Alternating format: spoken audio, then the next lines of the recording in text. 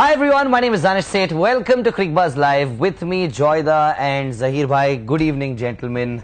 It's a very nice game today. Mumbai Indians versus RCB. Exciting contest on hands. Exactly, and I'm just going to watch the fun because today I can see two very anxious people with me on the panel. One is 1-3, one is 0-3, and both are extremely worried faces. I am very calm and happy today. We need not ask about his prediction for sure today. There's only one thing missing. Yesterday, you promised that you're going to wear a red jacket, red shirt. Where's that? Are you starting to doubt your team? These things. I actually have red roses on my shirt.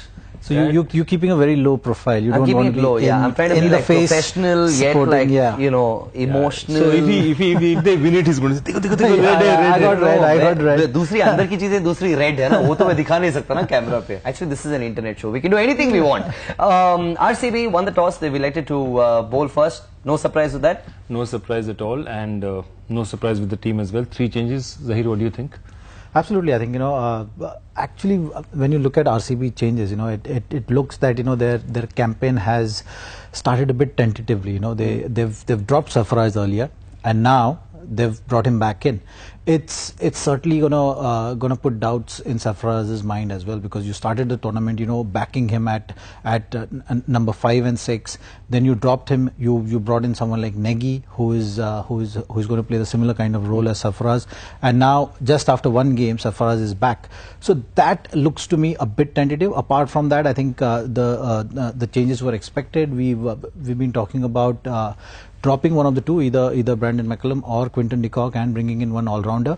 The interesting thing though, like Brandon McCullum has got great numbers at this ground, so that's something which maybe for this game RCB could have thought about, but clearly looks like they're looking at a larger picture, and yeah, can be a bit of confusion in the camp also, because when you are walking in with such a good side, like on paper RCB side is so strong. Like you have Quinton de Kock, you have Virat Kohli, you have AB de Villiers. Now the bowling was a question mark. You sorted that out. So I think there is pressure of performance as well, and I think that's something which you have to be careful also as a team, not to look at too much at your bench strength and think that okay, just because results have not gone in your favor, do the changes.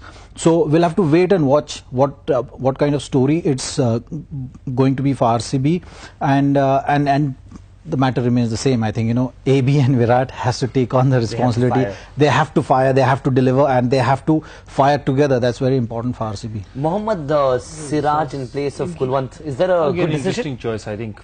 I don't think Kulwant was bowling that badly. Siraj is a good bowler as well.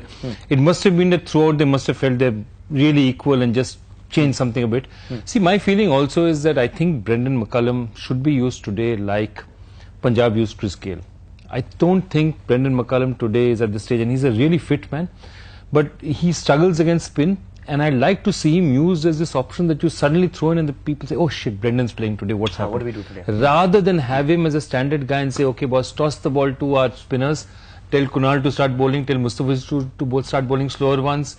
That's the problem with, his problem is too well documented today for them to run away with it. And I remember as KKR also, for a long time that season, you had to hide him or make sure.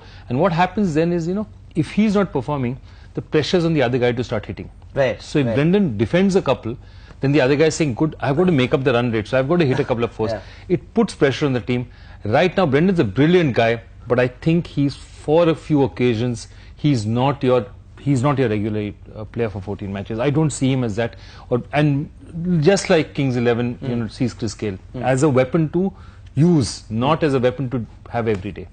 Let's just take a look at the Mumbai Indians playing 11 as well. They have one change. That's what Rohit Sharma said. Let's just see what you think about the composition. We'll talk about that, Zahir.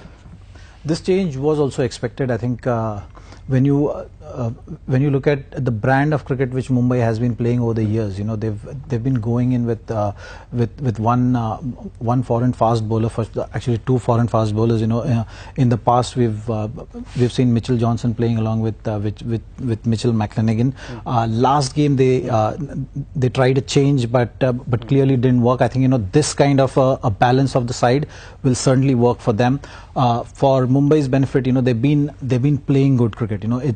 It's just that they need to close on those moments of the game which are costing them games. So I think they must have regrouped, they must have talked about it, and there were enough positives to talk about, I think, in those meetings and get-togethers. So before the start of the game, I think Mumbai is looking comfortable at this stage. Even though RCB has won one game, but Mumbai has been consistently doing well, so that should work in their advantage. From the tournament's point of view, I think it'll be the table will be wide open if Mumbai wins. So I think from fans' perspective, from the excitement of the tournament perspective, I think Mumbai should win this game. That is a very nice way to say. He just forgot one perspective. He forgot from Zahir's perspective as well. He forgot from the fan perspective. Yeah. But I have to say, I just read something very funny on the internet. I think it was by Faking News, saying that apparently Rohit Sharma has taken a petition to the High Court saying that IPL should be 19 overs each. Because every match in the 19th over, Mumbai is winning. Right. It is only the 20th over a disaster for them, and that's really where they're going down. But fact of the matter is, that's one. The other is, yesterday there's a fantastic video which is viral going all around the net, which shows Sachin Tendulkar, in middle of the night playing gully cricket. Yeah. What a fantastic this thing. Yeah. I mean, I wanted to be. If I was Rohit Sharma, I would pick up the phone and say, Paji, if you are going to go and play out there, to yahan bhi 4 over khel do. I don't think the fans would have a problem. I think with that. Sachin, even at the age of 50, you give him a bat and wake him up at 2 o'clock in the night and say this thing, he'll take his guard automatically. So it's going back to the basics in a true way. I think like everyone in some way or the other start their cricket from the streets. Like they usually play gully cricket, and then they discover the passion of the game, and then you go on to follow your dreams. No, I want to know something. This is something I've always wanted to ask you. The story is, and I've read so much about it, as a fan, is this thing that you came to Mumbai with your father and you were going around meeting people, and you met Sudhir Nayak, I think. Right. And he asked you to bowl. And apparently he bowled well, but that was the first time you were bowling with a leather ball? Well, not actually the first time I was bowling with a cricket ball, but yeah, before that I was just playing most of my cricket with tennis ball, and you get these heavy tennis balls, so that is something which I think as a kid works in your favor, because it's not the tennis ball which you play tennis with. It's actually a heavier, harder cricket ball, and the matches are only 8 overs, 12 overs. But you mostly had played with that before. Yeah, my job was to basically bowl those back end overs, so as to bowl 2 or 3 overs and only bowl Yorkers, I think. So my Yorker practice has happened with the tennis. And he came out there, and Sudhir Nayak saw him. Nice stories. Picked him, came to Bombay, and the rest, as they say, is history. He's playing for Mumbai, playing for West Zone. In few years, in 2000, he was playing for India. Yeah, good days. Good days, but I think when Virat goes out to play against Mitchell McClenaghan, oh God, I can't get his name right. McClenaghan, thank you. Mitchell McClenaghan. When he goes out to play against Mitchell M, like they say it in India. Just well that played, Thank you, thank you, sir. He's dismissed him 4 times.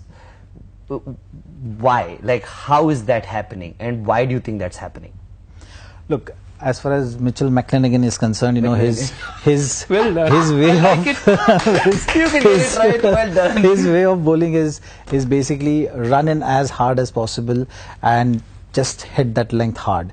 So that's something which really works in this format. And if you look at how Mumbai also uses him, they'll look to use him just probably 1 over in the power play, and then he will be used in the middle overs, to create that kind of pressure, to force that shot which eventually gets a wicket. So I think that's certainly going to be his plan, and he keeps his plans very simple.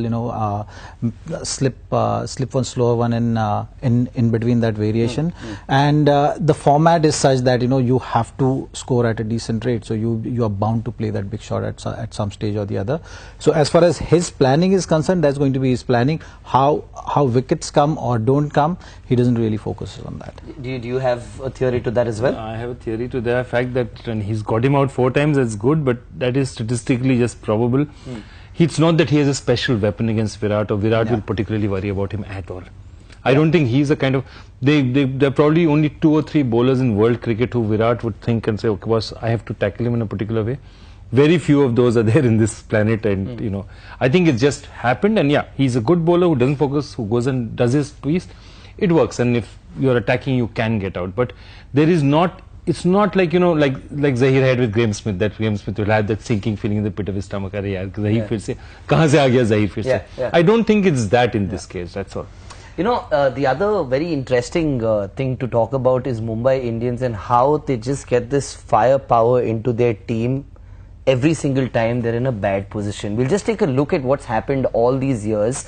And Zahir, maybe you can tell us what really helps them turn this around. I think in IPL, every time you talk about before the start of the season, every team is chasing that number of winning 8 matches.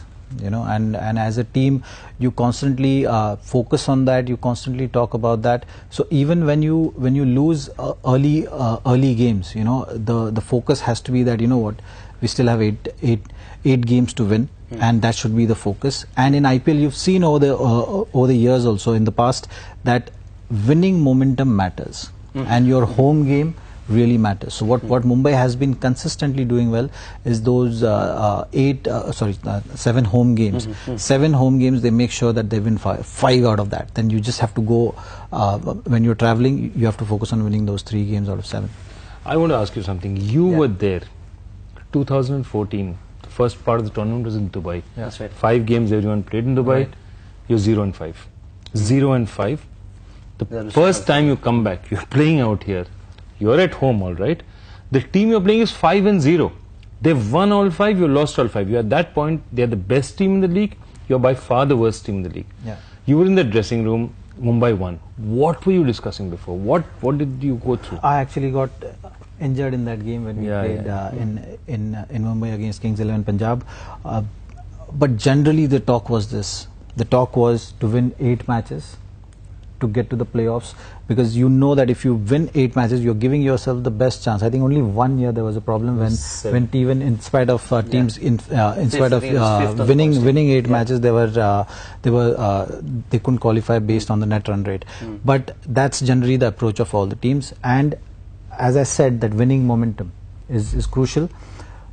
Mumbai especially is the team who banks too much on playing home games. They really utilize that home game advantage because the wicket suits them. You look at the power hitters in the side.